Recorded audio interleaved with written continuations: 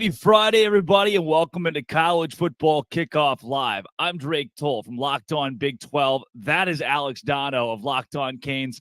Kenton Gibbs is currently about 3 lines away from finishing off his letter to the University of Miami to get Mario Cristobal fired after last week. Dono, I know you've been working in conjunction with him to try to write that. And thank you, everybody, for making this your lunchtime listen every single Friday live from 11 to noon Eastern time, wherever you find your Locked On College podcast on YouTube. Dono, we're geared up for another huge week of college football madness. And speaking of madness, I'll give you a second to address Miami kneeing it out and taking home a huge win against Georgia Tech, because I only watched the ESPN highlight. Well, okay. Miami has been a meme, and rightfully so, for the past 6 days. I'm not on board with that being a fireable offense. It's all going to depend on where things go from here. But I will say that was arguably the worst coaching blunder I've ever seen from any Miami head coach in my, almost 38 year. I mean, I'm 39 years old, however many 35 years I've been watching the program. Haven't seen anything like that. Was completely avoidable. With that said, Miami not only do the Hurricanes need to bounce back from what was a catastrophic decision or indecision by Mario Cristobal not to take the knee and run it out, they're taking on a really tough 12th-ranked North Carolina Tar Heels undefeated team on the road tomorrow. So this is one of those fork-in-the-road gut check situations, Drake, where everyone's wondering, did the tragedy of last weekend, is that going to cause Miami to spiral, or is it going to make the team stronger? Are they going to respond positively from that? Obviously I cover the Hurricanes day to day. Coaches and players have said all the right things over the past, 5 days in terms of putting it behind them, having good days in practice, but we're not really going to know until we see it take place. And it was a travesty from many different angles, Drake. Obviously, the lasting image and the biggest mistake was Mario Cristobal calling for Don Chaney to get the handoff there. At the same time, I didn't actually think it was a fumble. I think that was karma, not a fumble, that caused that turnover, because I do think his elbow was down. Not that it takes away from the terrible decision that Cristobal made. Not to mention your defense, who had been playing lights out all game, still had to collapse on those final 3 plays and allow Georgia Tech to score a game-winning touchdown with 30 seconds left, which was almost unthinkable with how good Miami's defense had played to that point. Not to mention, the reason why the game was that close to begin with was because Miami's offense didn't really show up in that game. They were favored to win that game by 19.5, 20 points. It shouldn't have even been that close. Donald, I can tell you're very, very passionate on this topic, as you should be. And that was the wildest moment of last week. Now, this week, you get top 25 matchups like UCLA, Oregon State, Miami, North Carolina, USC, and Notre Dame. And Oregon, Washington. When you look at the madness beginning already, you had West Virginia knock off Houston with 12 seconds to go on a 50-yard touchdown, just for Houston to score a 50-yard Hail Mary. And that's how we started our week. But at the top of this whole thing, Georgia sits with so many question marks. They tried to answer this past week with a massive win against Kentucky.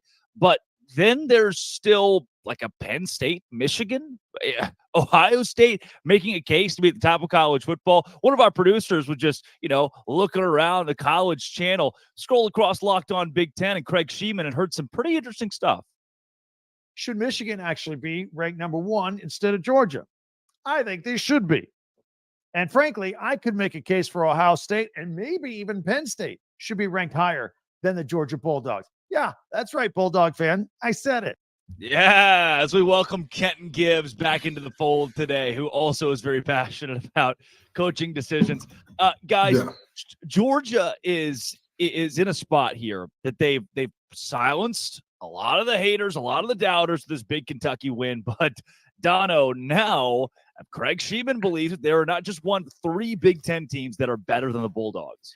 I don't know if I'd go 3, but I can definitely make a case that Michigan should be number 1 and Georgia should not be. Then you could argue, should Georgia be number 2, number 3? But folks, the reason why Georgia's number 1, it's not a mystery. It's based on history. It's based on what they've done for the past couple of years. It's based on the recruiting classes that they put together, based on being 2-time defending national champion winners and being essentially unbeatable for the last couple of seasons. So if you were to actually remove any preseason bias from it, and of course the AP rankings start preseason, if you just strictly look at what's happened on the field this year, I believe the Michigan Wolverines should be the number one team in the country. They're the only team in college football to win all 6 of their games so far by at least 24 points. They've allowed 10 points or fewer in all 6 of the games that they've played so far. That's been the best team in college football. I mean, Georgia is holding on to that spot based on what they did the last couple of years and what they've done off the field heading into this year. Michigan, to me, that's the number one team in America. Yeah, Kenton, where do you fall here? I agree. Michigan is insane. That team is just different right now. It's almost like you have to find a chink in the armor when you're talking about Michigan to say, like, all right, this is where they struggle, or this is where you can exploit them. Because let's be honest, where do you exploit them? Oh, they can't throw the ball deep. Who said that? Who's watched the games that would say that? Oh, they can't run the ball. Yeah, the team that won the Runyon Award a few years ago for the best offensive line as a group, I believe that's the name of the award. I could be wrong, but whatever the name of the award is for the best offensive line, they won that last year, and they bring back a lot of guys and a lot of talent there. This is a team that defensively, we just talked about, have allowed how many points? Less than how many per game? Like, what are we doing here? That team has not been good. They've been dominant. Nobody's been close. Nobody's really had a moment to say Michigan has had their chin tested. And to that extent, I will say this. If Michigan rolls through the entire season like that, I don't see a world in which they shouldn't be the number one team in the nation. I think that this was a good quality win by Georgia over Kentucky. But let's just be honest about Kentucky, right? Like, how good did we really think they were coming into this game? Like, let's just be very honest with ourselves about that. We knew if you stop Ray, that's it. That's all you got. That's, you're not really much outside of that. So I was wrong about Notre Dame being closer to the playoff than Georgia so far. Very wrong about that. I'll admit it. Hey, Bulldog fans, I was wrong. But with that being said, right now, based on the eye test, Michigan looks better than Georgia. I told you, Dono, I've been working on my ventriloquist skills, and I think I'm nailing it over here with Kenton. The Michigan schedule has featured the last 3 weeks Nebraska, Rutgers, and Minnesota. So let's little grain of salt here, but you can only take care of business. When that's what your schedule is, you can only take care of business. And how does 128 to 24 in those 3 games sound? Combined score of 128 to 24. There's not much more business you can take care of than that. Michigan taking the schedule it's been given and winning with it right now. And they won't be tested for another few weeks. They got Penn State coming up in November, the second week of November. Between that, Indiana, Michigan State, Purdue. We're staring down the barrel of a Michigan team that can continue to roll through teams in this same way. And we look up at the end of the season and go, shoot, this could be, if they continue, one of the best college football teams of all time. But there's another team that's flown under the radar to us, at least. We haven't talked a lot about these Pac-12 teams in the playoff conversation. We focus more SEC, Big Ten, but the Oregon Ducks and the Washington Huskies have both been so solid this season, and now they have our game of the week.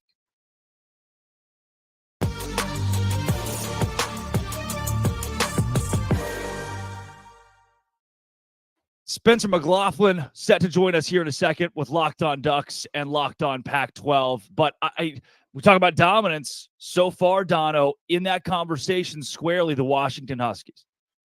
Yeah, Washington's been incredible. Michael Penix Jr. has been, arguably the best quarterback in the country so far. Washington won that game by 3 points last season. This time they're favored by 3 at home. I think Vegas and our friends at FanDuel know what they're doing when they come up with these lines, because I am expecting it to be a close game. With that said, just watching Oregon this season, one of the most complete football teams in the country. I love how physical they are. They defy some of those Pac-12 stereotypes. So I think this is going to be a fantastic game. And guys, you talk about Drake. One of the reasons why maybe, mass audiences don't talk about the Pac-12 so much is that whole Pac-12 after dark thing. A lot of the games end up starting when people are getting ready for bed or getting ready to go out to party. This one is a 3:30 p.m. Eastern time game. So there's no reason why, everyone in America who just cares about watching great college football, because in the history of the matchup between these two teams, I think they played each other more than 100 times. They've never been in both the top 10 at the same time when they played one another. So theoretically, this is the biggest matchup between these two teams, Washington and Oregon, ever. And there's no reason why everyone in the country shouldn't be devoting that 3:30 p.m. time slot Eastern time to watch this one. Ken, question for you, as somebody who played the game at the collegiate level, it feels like to me as an analyst and a fan, we get to about this point and there's a 2-week lull. There's we've had a lot of college football. We're waiting for that Michigan, Penn State, some kind of big rivalry to jolt things back up. And people will overlook, despite College Game Day being there, a Washington and Oregon. Do you feel that way? Are you getting that sense? First thing first, I'm a dummy that's being controlled from the top string. So just to let you know, Drake does not have his arm anywhere that it shouldn't be. But now, moving forward from there, very seriously, I absolutely think this game is being overlooked, because this game not only has Pac-12 implications, this game has national championship implications. But let's take it a step further. This game has implications in terms of how these teams are viewed when realignment hits. Both of these teams are going to the Big Ten, right? But there's going to be a certain amount of cachet that one of these teams walks in with. Everybody knows Oregon as the university of 50,000 jersey combinations. Everybody knows Oregon as the team with all of the amenities and all of the facilities and all of the things you can imagine. When you look at Washington, people don't know much. There isn't much to be said. And I'll tell you what, neither one of those teams want to go into the Big Ten with that as their thing. Oregon doesn't want to go into the Big Ten as the team is, you're flashy, you're a flash in the pan, you're Phil Knight's boys, but that's it. Washington doesn't want to go in with, who are the Huskies? Who are these guys? What city do they even play in? Nobody wants to go in as the no-name or the guys that are just cutesy-wootsy out west doing their fun thing up there in the Pacific Northwest. Nobody wants that. So this game is important for those teams' reputations in that manner. And of course, the playoff implications are massive, because what if this game is close and both of these teams run the table, and then whoever loses this game ends up winning in the conference championship if they don't have divisions? I could be wrong about the Pac-12 having divisions where they're both in the North or something like that. But if these teams, if they don't have divisions, which do they? Am I off base there? Does the Pac-12 have divisions? Yes. Okay, so they can't play again in the championship. My bad.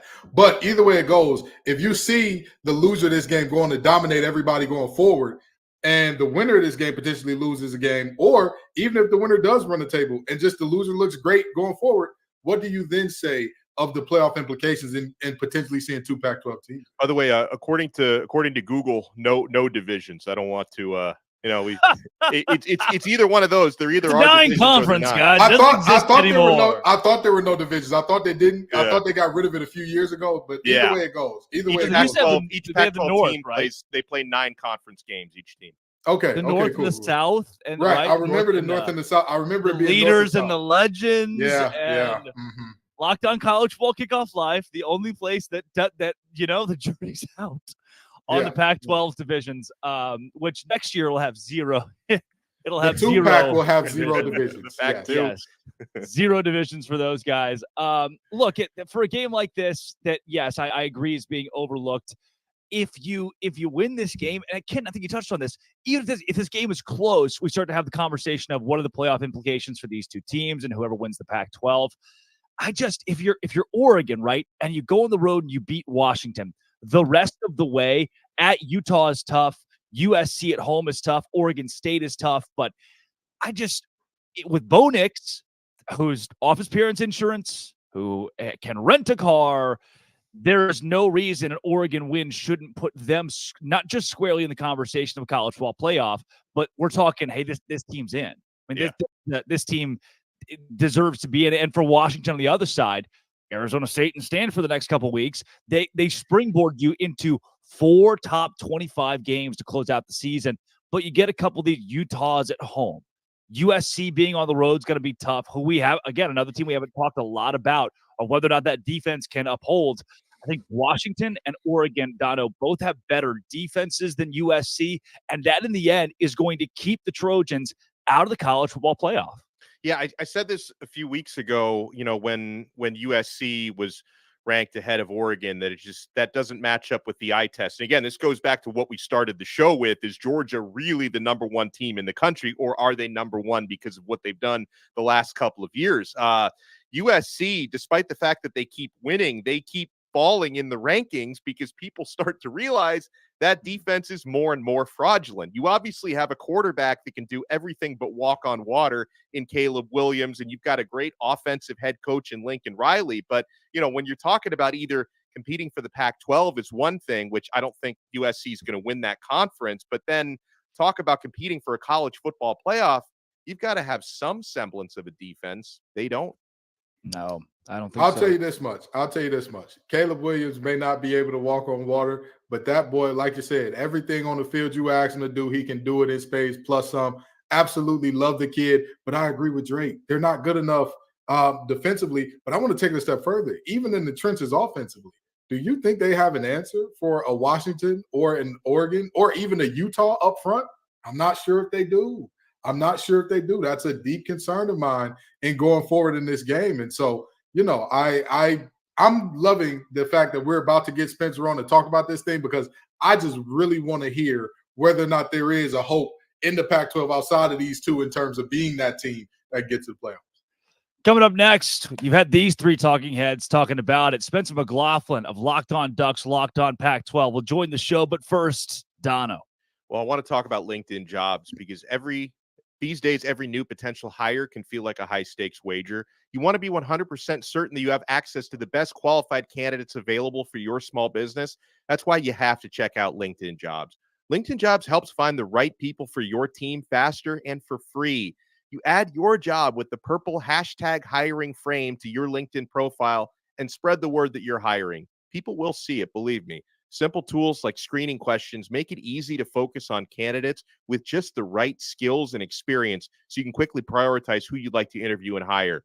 It's why small businesses rate LinkedIn Jobs #1 in delivering quality hires versus leading competitors. LinkedIn Jobs helps you find the qualified candidates you want to talk to faster. Post your job for free at linkedin.com/lockedoncollege. That's linkedin.com/lockedoncollege to post your job for free. Terms and conditions apply.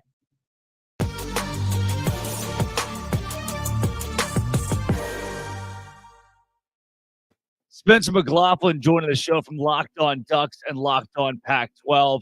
Spencer, from a holistic standpoint, before we talk just Oregon, this to me feels like this is the last great game of the Pac-12. Every week where you get two top 10 teams matching up in this conference, it's huge for a league that's giving one last middle finger to all of college football.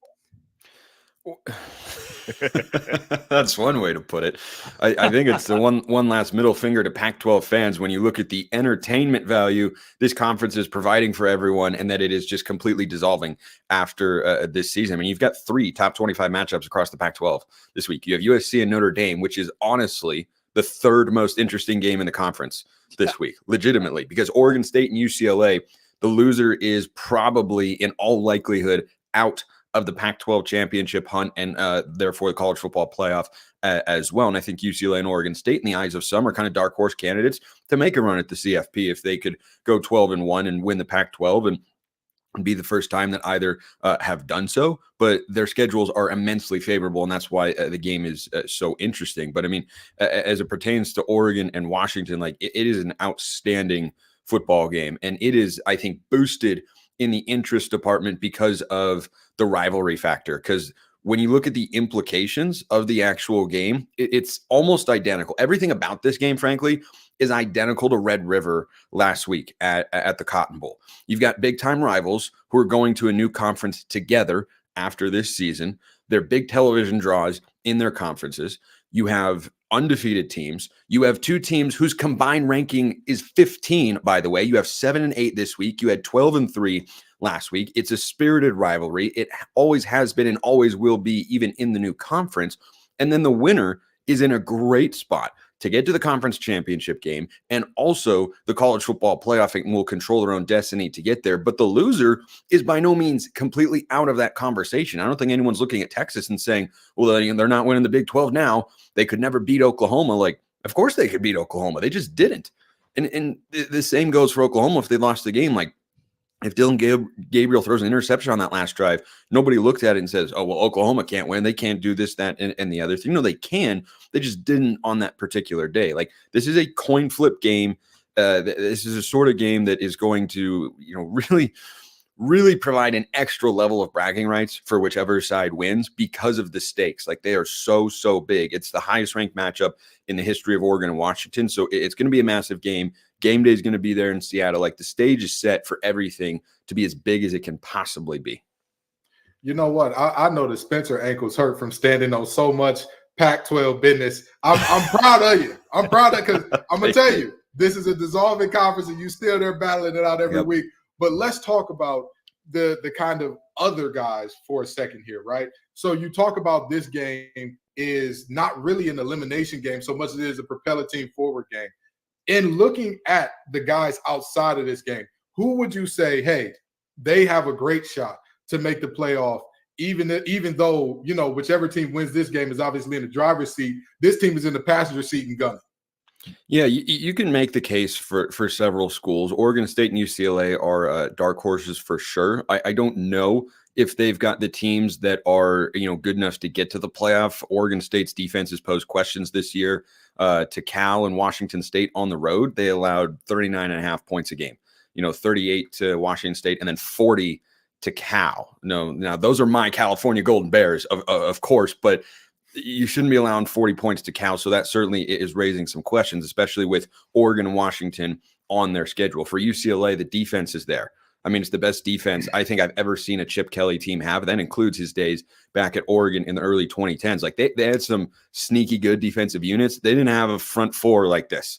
Like the Murphy brothers and Latu, those are all NFL draft picks in the early rounds. Latu probably a top 10, 15 pick. He is outstanding. But for UCLA, the questions come offensively, which is a weird thing to say about Chip Kelly's team. But my concern with them coming into the year was, what are you going to get at the quarterback position? What are you going to get there? Who's starting? What are we doing in the best quarterback conference in America? So I think those teams have questions. Washington State, we saw the inconsistency against UCLA. I think their defense is good. I think their offense is overall good with Cam Ward, who's great, but the offensive line is just not. The offensive line was absolutely dominated. And look, UCLA's front four is good. Absolutely. But you got to be able to put up a better fight than what they did. They couldn't run the football. They couldn't protect Cam Ward, couldn't get him into a rhythm. So I think those teams all have concerns. And then you come to USC, and technically speaking, any of these teams are alive for the playoff because they only have one loss. And Washington State also has a very favorable schedule. They miss USC and Utah as they go through the Pac-12 slate. But for USC, they play at Notre Dame this week. I think they're going to lose to the Irish for the first time. Their playoff hopes won't be done. But again, you then have to go through Washington, Utah, UCLA, and Oregon, and the Pac-12 championship game undefeated. And these gauntlets are reminiscent of what the SEC once was and is not currently right now. Because I think beyond the top few teams, the SEC is pretty weak compared to what it has been. The Pac-12 is a big-time gauntlet right now. And it's just hard to see a team getting through with 1 or 0 losses when you factor in the Pac-12 championship game. Like, Oregon and Washington could be a Pac-12 championship game preview. USC could get there. I know their defense is bad, but I've seen bad Lincoln Riley teams on the defensive side of the ball go to the college football playoff and win a conference championship as a 12-1 football team. So I think those teams are all on the table. It's a matter of letting things play out. I think common sense would tell you, well, USC would be the most likely, probably. But I don't think the gap between them and an Oregon State in terms of likelihood of getting there is that large because Oregon State has a much, much easier schedule. Well, that's a great rundown. I want to take it back, though, to Oregon and Washington because I'm so excited for this matchup. Yeah, it's going to be awesome. What's the biggest path to victory for both teams? Oregon wins if they do what, or Washington wins if they do what? I think Washington wins if they protect Michael Penix from Oregon's pass rush. This is a pass rush that had a historically bad season for the Ducks a year ago. Their lowest pass rush and sack rate since, I think, 2000 was the number. They only had 18 sacks in 13 games last year. They have 18 sacks through 5 games this year. So they have revamped their defensive line. They are more physical up front. I think they are faster on the back end, which was a big problem last year against Washington, who beat them for 2 long touchdowns in the second half, going after the same player, Bennett Williams, who is no longer on the team. Instead, his brother Evan is there, who's a faster player. And look, you could still get beat over the top, but it doesn't seem like the same guy is going to get beat twice because of, what appears to be a lack of speed. So I think that Oregon's defense is much improved here, but Michael Penix is just so good. Like 75% completion this year, over 400 yards a game. He's just awesome. His receiving core is insane. I think there's a case it's better than Ohio State's. And if you want to put Ohio State 1, that's fine. But Washington better be number 2 because Jalen McMillan and Rome Odunze, those are first-round receivers, and Jalen Polk is probably an early second or third round wide receiver as well. So you've got so much NFL talent on that side of the football. If you can't pressure Michael Penix and disrupt him, what Washington loves to do, they can throw the ball at all 3 levels, but really their offense is a deep shot. It's this kind of living embodiment of that meme, F it, Justin Jefferson is down there somewhere, but they do it with a purpose. They do it with a purpose. Like Penix is just going back there, and on the first play from scrimmage against Michigan State, for instance, they're going 45 yards down the field. Like they don't mess around and wait to unlock those deep shots. It's take the deep shots first, second, and third, and then try and come underneath. But those plays have to have time to develop, and that's where Oregon struggled a year ago. They did not sack Michael Penix at Autzen Stadium. He went for over 400 yards passing in a place that is usually a pretty tough one to win, and Washington pulled it out to their credit. So I think Washington wins if they protect Michael Penix. I think Oregon wins if they're able to continue to have success running the football the way they did a year ago in this game. They went for over 300 rushing yards and still found a way to lose, which I'm still upset about. But you know what? Hopefully I get over it pretty quickly come Saturday afternoon. But I think if Oregon protects the football and gets off to a good start, they'll win the game, because this is a Husky crowd that is going to be absolutely positively on fire. Everybody is so well aware of what the stakes are, the rivalry, the history, the implications for the CFP and the Pac-12. It's all there. It's all on the line. And the only thing I think a crowd loves more than a touchdown is a turnover. And if you let them get into it early, and if you give them big momentum swings with turnovers, and Washington's defense has forced more than a few this year, I think that puts the Ducks at a serious disadvantage. They've got to be able to start strong and protect the football, and they've protected the football very well this year. In their 2 road games, they've gone off to sluggish starts, and that's what has me concerned for the Ducks. Spencer McLaughlin, Locked On Pac-12 and Locked On Ducks. By the way, the Pac-12 has no divisions. Just wanted to tell you. That's Didn't correct. know if you were positive about that, but we are all very sure here. Pac-12 does not have divisions. It sounds like I missed something. You did not. Nothing. Nothing. You missed nothing at all. Nothing. Spencer, thanks so much for joining Locked On College Football Kickoff Live. Yeah, you're welcome.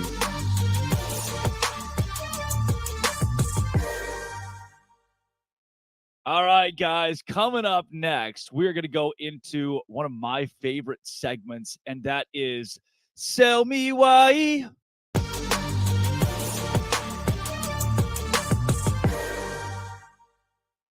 Guys, the Auburn Tigers, 3-2 this season, but they are 0-2 in the SEC. They can't seem to win a game there. And this week they face LSU, who's 4-2. They're 3-1 in conference, 22nd in the country. Auburn's on the road. This is Baton Rouge, guys. There's just no way. This Auburn Tiger team that's reeling, where they're talking about firing the coach. There's so much about Auburn that we got to figure out down the stretch here. Can the Tigers keep it close? Zach Blackerby, our Locked On Auburn host, is here to sell us why. The Auburn Tigers can absolutely cover this 11.5-point spread on the road against LSU. I'm Zach Blackerby, host of Locked On Auburn. LSU's offense is getting a ton of attention, and rightfully so. Jaden Daniels, I think, should be the front runner for the Heisman right now. But LSU's defense is really bad, and everybody's looking over this one stat. LSU is the second worst team in the SEC when it comes to allowing opponents' average yards per drive. It's over 6 plays per drive that they're allowing over the course of the season. How is Auburn going to win this game, or how is Auburn going to cover this 11.5 points? They keep LSU's offense off the field. Auburn has one of the best rushing offenses in the SEC. They ran the ball very well against Georgia the last time they took the field. Long drives for the Tigers. I'm not saying they win, but that 11.5-point spread, it's looking pretty good. Yeah, Kenton, 11.5 is a lot, but it's a night game, LSU at home. I think you're a maniac if you touch this game. Here's the deal, right? Auburn can run the ball. LSU has struggled defensively, and of course, Brian Kelly is going to blame it on inexperience, which is going to lead to a lot of finger pointing in the locker room. No, it's your fault. It's your fault. It's your fault. Auburn has not done anything this season to make me think like, hey, this is a scary team. This is a team that can challenge. This is a team that can push. With that in mind, if Jaden Daniels has his way and the defense comes up with an opportunistic stop here and there, I believe that they firmly cover this 11. We call this sell me why. Zach Blackerby would literally have to sell me on why. Actually give me money to say, hey, place the bet with my money that they're going to cover this thing, because under no circumstances would I bet on this Auburn team to not be, absolutely demolished by any good LSU or SEC team. Yeah, Dono, to me, I'm in a spot where I see Auburn's driving down by 7 late. There's the pick 6 that gives LSU the cover. This just feels like one of those games where it's going to be crushing on one side or the other. And again, home team, LSU, I think they favor. Yeah, I was actually telling Zach Blackerby off air before the show that I think Auburn can cover 11.5 because, again, conference opponents, that's a really big number. But would I actually put my hard-earned money on that happening? I have to take a step back and I probably do sit this one out. And if anything, how this plays out with the spread. I think LSU could win a close game or they could win a not so close game. I find it hard to believe that Auburn wins the game outright, but how it plays out with the spread might just depend on whose weakness is a bigger weakness in this game, because a matchup to look for, Auburn has the 119th ranked passing offense in the country. Out of 130. That's really bad. But then LSU has the 119th ranked passing defense in the country. So something's got to give here, right? Maybe there's a chance Auburn can actually throw the ball around the yard a little bit. But listen, he came close to selling me why. Just as a matter of principle, I would usually bet the underdog to cover a double-digit spread in a conference game, but I'm probably going to sit this one out. How about we stay in the SEC with the Kentucky Wildcats, who are 5-1, sitting second in the East behind the Georgia Bulldogs, who are number 1 in the country and beat the ever-loving heck out of them last week. This week, they get another SEC opponent, but it's Missouri, a little bit easier than Georgia. Can Kentucky cover the FanDuel spread in this one? Here's Locked On Kentucky host Lance Daw to sell us why.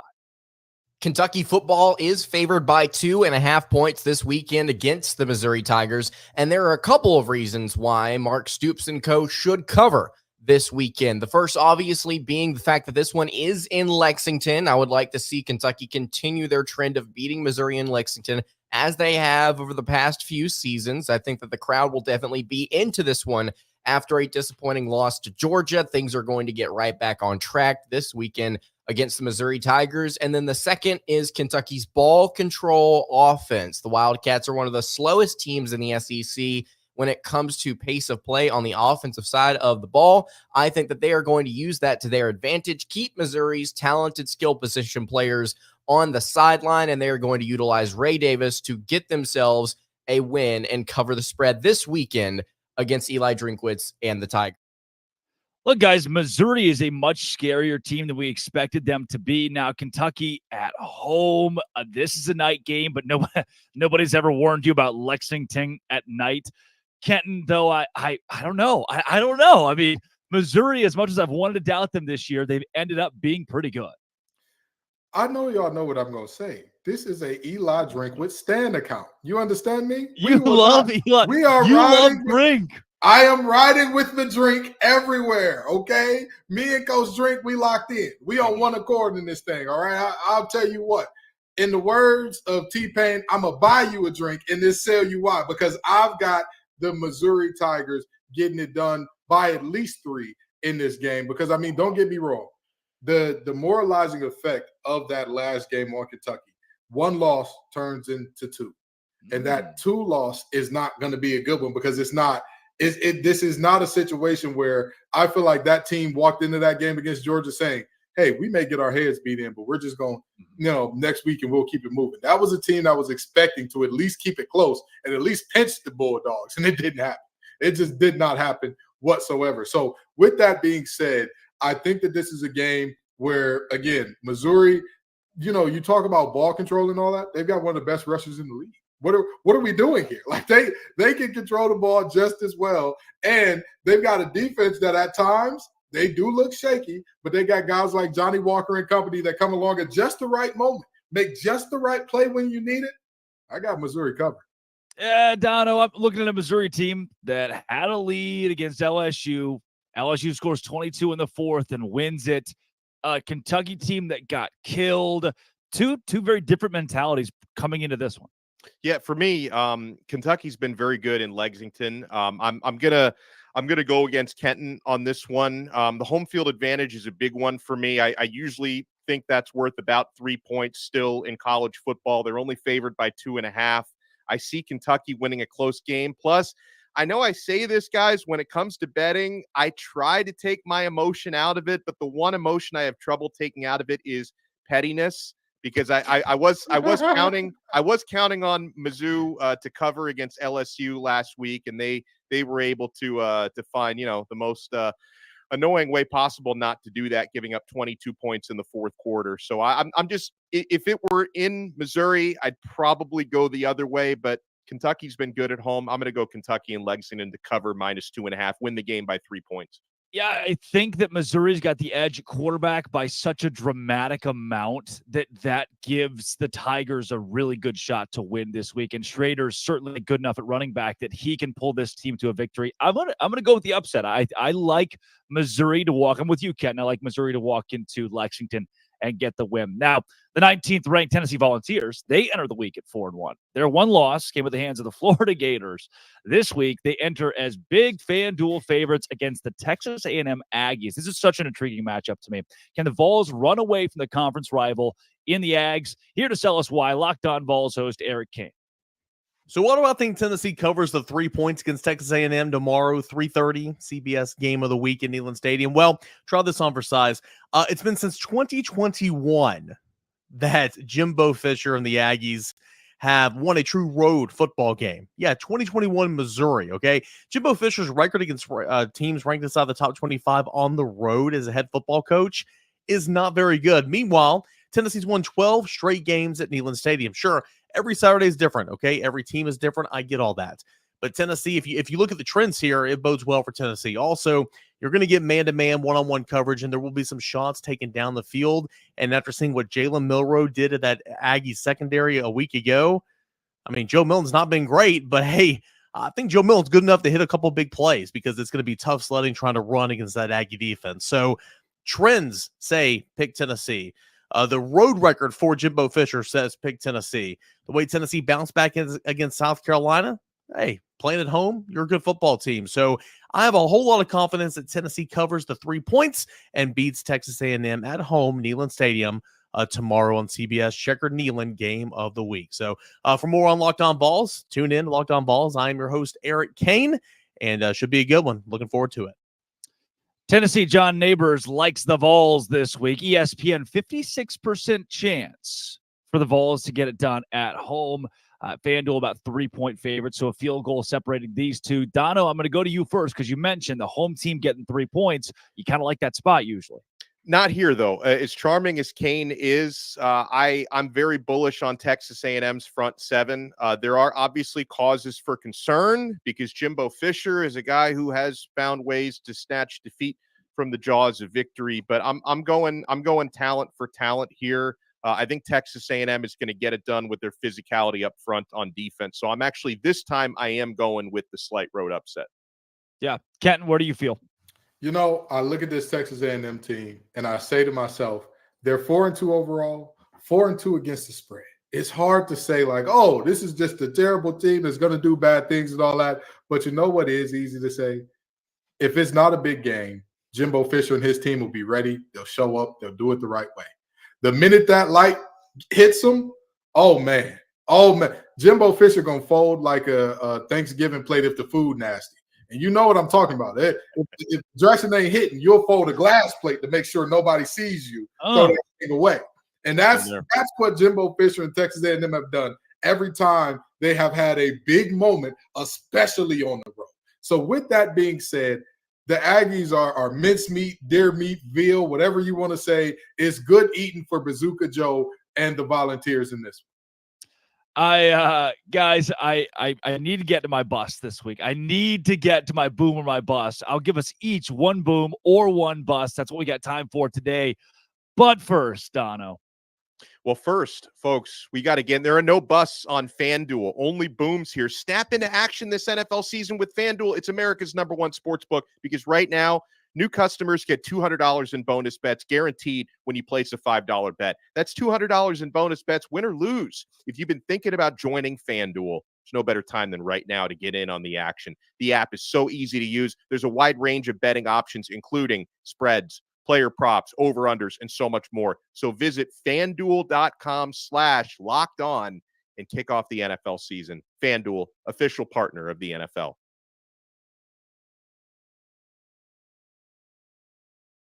Oh, I think you're muted. Uh-oh, Drake is muted. Drake is very lively, but very muted. I turned out not as good of a ventriloquist as I thought I was. Guys, I'm very excited about the boomer bust this week, and I'm going to start with last night's bust. This is the West Virginia Mountaineers. Look, from the Big 12 perspective, we haven't talked a lot of Big 12 today, and there's no reason to. How many good teams are in the Big 12? 1, 2, 3, 4. None. You can count. I can count that high. The only two good teams in the Big 12 are Texas and Oklahoma, and they're not in the Big 12 anymore. So you're looking at West Virginia saying maybe there's a chance this team wreaks some havoc. And they lose to Houston. They lose to Cougar High. Cougar High, the worst team in the conference. West Virginia wins it. You think, we escaped. We escaped. 12 seconds to go. Bat it down. All you got to do is bat it down. Houston throws a Hail Mary. They win the game. And now, guys, if you look at the Big 12 standings, there's nothing. There's nothing standing between Texas and Oklahoma meeting again in the Big 12 title game in Arlington, which is the worst case scenario for this conference as those two teams leave. My bust this week is West Virginia. Neil Brown is refired. He's refired. Get the LinkedIn back up and ready to go. He thought he was going to get an extension, and he is not. I'm giving my bust to West Virginia. Kenton, do you have one boom or one bust? Oh, well, you know me. You know what I mean? In the words of De La Soul, it was just me, myself, and I going with the Oklahoma Sooners. It was me, myself, and I saying that was a good team back when y'all thought Cincinnati, the Bearcats, we're going to take them out. And now, lo and behold, they beat Texas. They beat Quinn Ewers and company. Oh, man, the Red River Shootout looks like they're the quicker draw. They're the fastest hands in the West. Look at Brent Venables. I'm not saying that Clemson needs him back. I'm not saying he ain't going back to Clemson because he's the head man in charge now, and he's leading things how he wants to. But, boy, Boomer Sooner is my boom, baby. Ken Gibbs, Boomer Sooner. Brent, you've been on the Brent Venables train. I will give you credit for that. Dono, a boom or a bust? Here's why Kenton just set me up for failure, because I had one boom and one bust written down, and I got excited when Drake said we have time to just do one or the other. It's the Dono special. It's like, you know what? So, I got 7 of them this week, guys. Today, I had one boom, one bust written down, and Kenton just went with my boom. So, unfortunately, I have to go with my bust, and I didn't want to be in the position to remind people of what the team that I cover just did last weekend.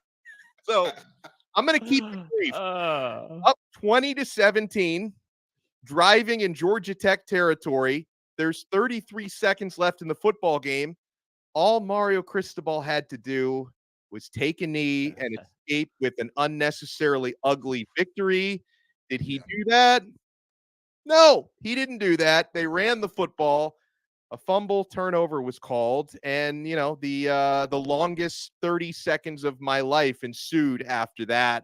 I hope the team can bounce back this week against North Carolina. But yeah, the program that I cover, Miami Hurricanes, they're my bust this week. There are your booms or busts, guys. We have a second game of the week this week because the Pac-12 is delivering. This one is USC and Notre Dame with Locked On Irish Tyler Wojak.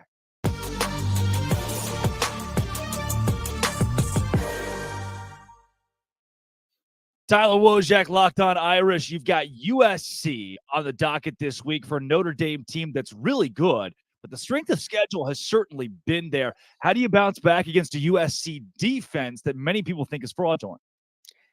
That's a good question. I think we're all waiting to find out the answer to see if Notre Dame's offensive coordinator, Jared Parker, has the answers, because it's been a pretty tough showing the last few weeks for the team as a whole, but particularly on the offense. And they're going up against a USC defense that I don't know if I'd say fraudulent, but I would say they're certainly vulnerable this weekend. So they have a good opportunity to bounce back, but it's their 8th game in as many weeks. So it's been a bit of a struggle lately coming off that Louisville game. There's certainly a lot of pressure on Marcus Freeman and the coaching staff to bounce back, because if they were to go into the bye week 5-3, that's the same start they had last season. I know it's only Marcus Freeman's second season, but I think the pressure from the fan base will certainly start to ramp up a little bit.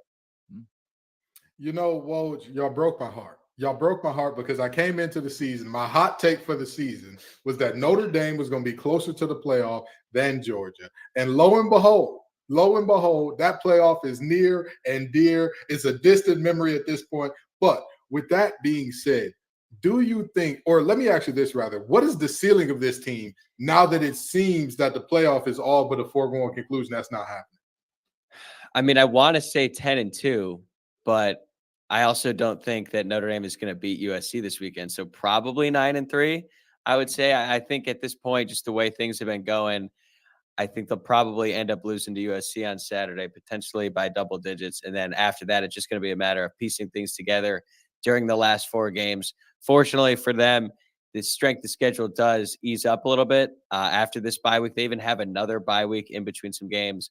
They have Pitt, Wake Forest, Stanford, and going on the road to Clemson. And going on the road to Clemson, even though Clemson isn't what they used to be, that's still a tough game. So I think realistically, 9-3 is probably the best case scenario, which is unfortunate. It's certainly not what I was hoping for going into the season. But I guess if there's one positive spin on it, they would reach their over on season win total. So it's not a fun place to be right now. I'll tell you that.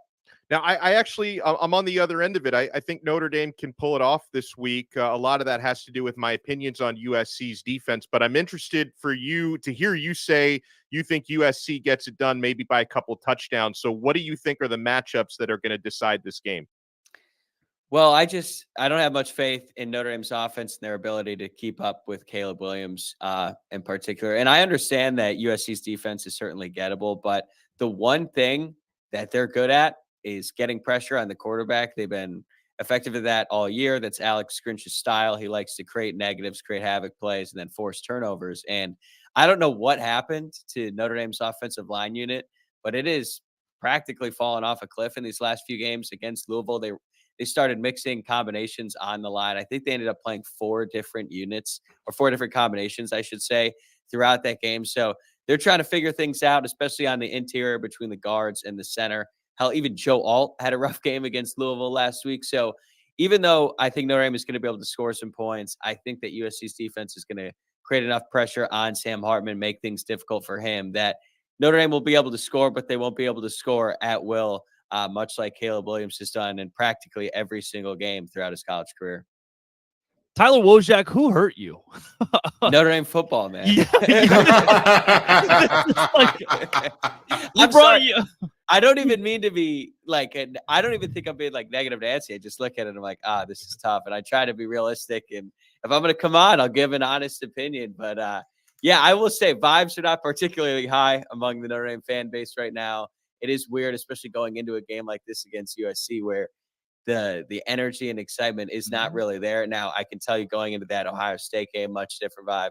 And just the way that game ended, it was a great win against Duke, but that very easily could have been a loss. So it almost feels like Notre Dame has lost 3 straight games. So, yeah, I'm not necessarily oozing confidence, but, hey, I have been wrong many times before in my life. I am hoping that I'm wrong again after Saturday. Admirably objective. Tyler Wojak, thanks for joining Locked On College Football Kickoff Live. Appreciate it, man. Thanks for having me.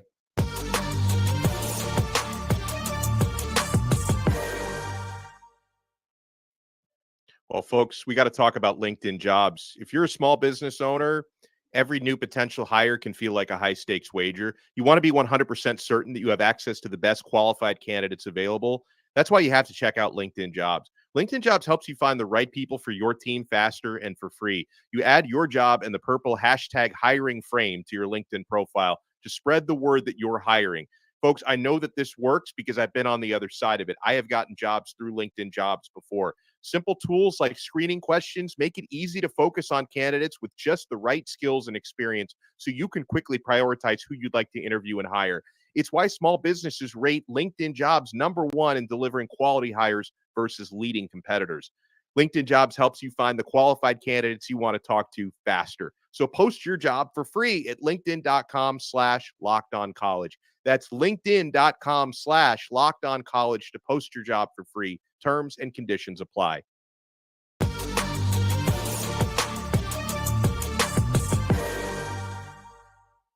It is time for game time decisions. We'll take you through the best lines, the biggest games this week, and the panel will choose.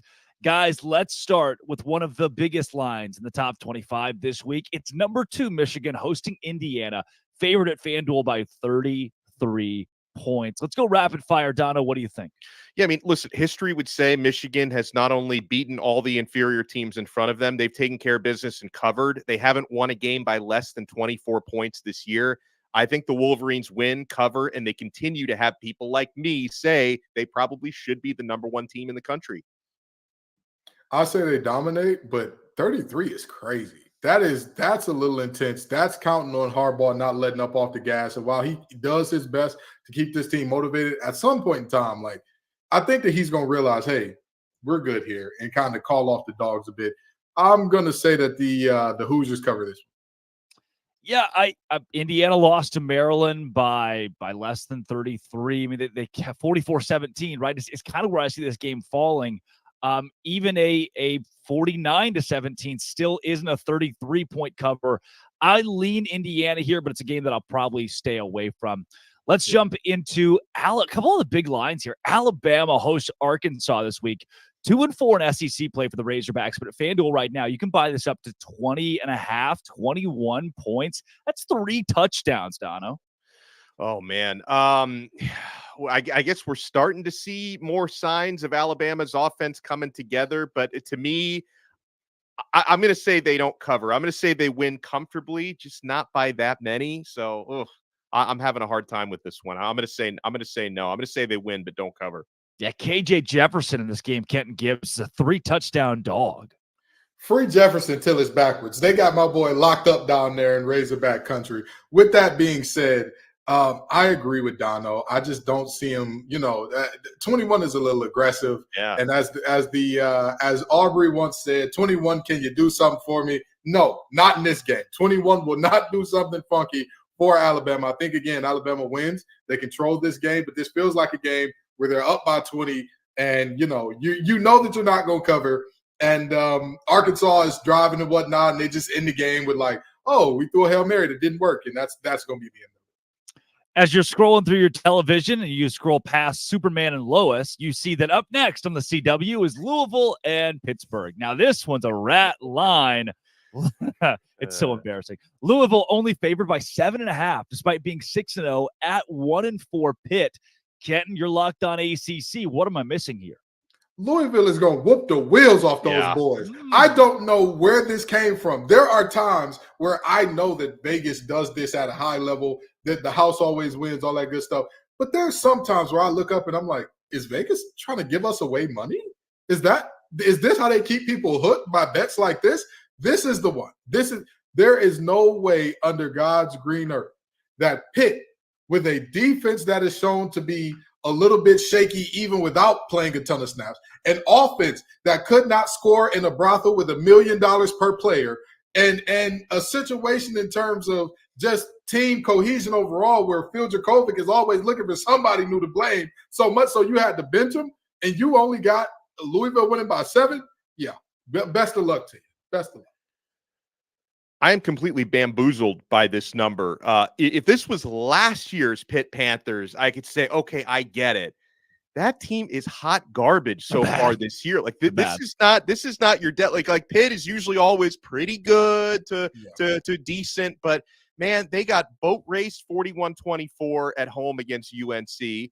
They somehow lost to Virginia Tech 38-21. Pittsburgh is going to get steamrolled. Now, I had my doubts about Louisville up until a couple of weeks ago, just knowing, hey, this is a team that can hang around because their schedule is really easy. but they proved something to me against Notre Dame. I am taking Louisville very seriously now. I hope Pittsburgh is as well, and I hope anyone thinking of betting Pitt +7 understands what you're getting into, because they're not going to cover. Rat line, guys. Rat line. That's the reason I bet West Virginia -3 was free money. It's never free money. The over-under in that game being 44.5 too is very interesting. I'll have my eyes on that. I'm going to go Louisville -7.5 as well, because that's a smart pick. Kansas, Oklahoma State. This one in Stillwater. KU favored by 3. Let's go quick, Kenton. The mullet's done. Kansas covers. They get it done. That's you know, he's going to be in Stillwater forever. The thrill is gone. Yeah, Alex. Kansas by a touchdown. Yeah, I'm with Kenton on this one. The Oklahoma State starting quarterback Alan Bowman has 2 touchdown passes all year. Kansas gets it done in Stillwater. It's not your grandma's Kansas team. Some other close lines this week. How about Miami and North Carolina? Donna, we go to your territory here. The Canes travel to Chapel Hill. Yeah, it's a tough one. I will note that 3 of the last 4 meetings between these teams have been decided by 3 points. So that line being 3.5 is an interesting one to me. I do think Miami is going to have a positive response from what happened last week, because all the indications tell me they will. I think Miami has some advantages at the line of scrimmage. Their offensive line has only surrendered 5 sacks all year. North Carolina has only produced 4 sacks in their last 4 games. I think Miami can cover. I think if the number was 3, I might look differently, or at a push. I think 3.5 gives me the green light to say Miami. Kenton. Let me tell you something. Mario Cristobal got married to his wonderful wife, Jessica, in 2006. He ain't took a knee since. Congratulations. He may not need it in this game. He may not need it in this game. I think that there are many problems with that North Carolina team, that they just haven't played a team that was good enough to expose those problems yet. Miami is going to be pissed off, and Mario is going to be coaching for his life, or else he's going to join LinkedIn Billy on the line of coaches that 1 loss turned into 2, and 2 turned into 3, 3 turned into 4, and then the unemployment line is for he. That's what is up against Mario right now, and I think that team is going to rally together and find a way. I'm worried the team is not very happy with Mario Cristobal. And, of course, North Carolina, Drake May, very happy with Mac Brown, who has a huge, with Taz Walker being back, a huge momentum boost. North Carolina covers 3 in this game. Drake May knees it out to close it out. Last couple here, guys. UCLA, Oregon State. Oregon State favored by 3.5 at home in a massive Pac-12 game, Kenton. I love DJU, man. I'm so happy to see him successful in doing this thing, because I knew he was not the problem at Clemson. With that being said, I love to go against Dante Moore as well. I get to do double love here. Give me Oregon State. Oregon State's going to cover this thing. Dono, do you got the Beavs? Yeah, I'm with you 1,000%, because listen, Dante Moore, despite Kenton's propaganda, he's eventually going to be a truly great quarterback, but he's a true freshman. I give the big advantage to DJ Uyunglele and Oregon State. I think they cover. All right, last 2. NC State, Kenton, this one's for you. Travels to Duke. Duke only favored by 3. Well, no Riley Leonard is going to be a problem for that team. That offense is predicated on Riley Leonard being a beast, and NC State's defense, they figured it out. Don't let the 41 points last week distract you. Coach Dorn, for whatever reason, decided to do a bunch of squib kicks, which is neither here nor there. I think he'll make a much better decision in Durham. With that being said, MJ Morris, prime time TV. You talk about young quarterbacks that are good. NC State played 5 games without 5 games, against one of which was against Virginia Military Institute. And do you know when they scored their season high of points? Against a Marshall team on a 9-game winning streak with MJ Morris. Yeah. Folks, NC State is going to cover this thing, and I'll take them out right on the money line. Come on now. Come on with it. Duke by 3 for me, Dono. I don't know, man. I think Riley Leonard is probably worth as much to his team as most any player in the. I just think he's so important for them. I'm going to go NC State for that reason. Last one, ABC 2:30 College Game Day. Oregon, Washington, in Seattle, Kenton. Bo Nix has seen it all, done it all. He's been in college since Drake Toll was sipping baby bottles. You understand? That man was teething when Bo Nix was at Auburn. That's how long that Bo Nix has been around in this ball game. However, give me the lucky lefty. Give me Penix. Give me a Dunzy. I think Washington gets this one done. Dono. Yeah, Washington won this game by 3 points on the road last year. I think they win it by more than 3 points at home this year. Penix power. I think Washington's going to win this game probably by 6-7 points. Bow down to Washington. Mighty are the men who wear the purple and the gold.